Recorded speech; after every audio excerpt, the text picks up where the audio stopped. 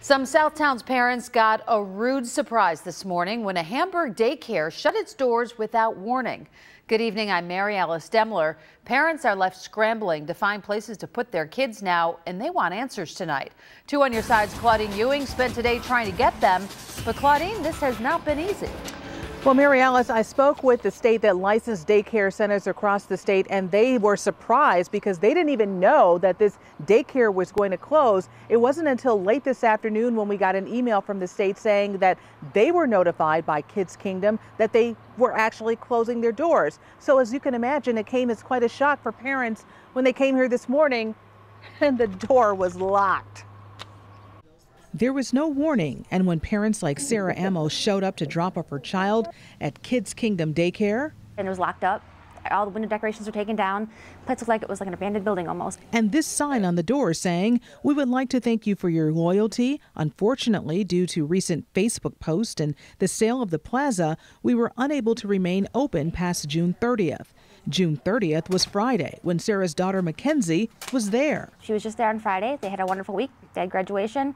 Nobody said anything. No one mentioned anything. The graduation was scheduled for Friday evening, but it was changed to earlier in the day. And there were no answers why this place is closed. Listen to what happened when we called the business number. Thanks for calling. The original number you dialed is no longer in service. Parents quickly took to social media alerting other parents. One person wrote, "There was no warning of this daycare closing, leaving me to miss work.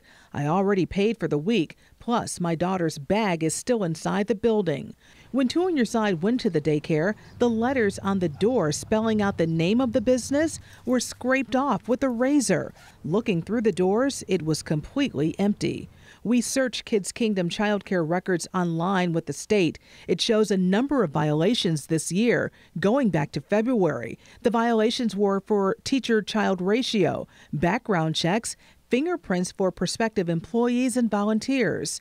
Sarah recalls an incident back in May. My child wasn't in that room, but it did involve that daycare, and we did get a note passed around to all the families. Again, everything there is usually by note in our cubbies, but they're usually on top of it.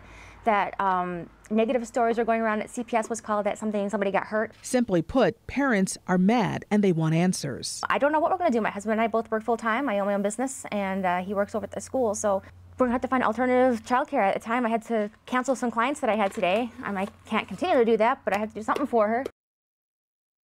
Well, it's worth noting that some of the violations were corrected, but there was an inspection that was done on May 1st, and the results from that are still pending. We hope to hear more from the state this week as to why this location actually closed. Reporting live, Claudine Ewing, Channel 2 News.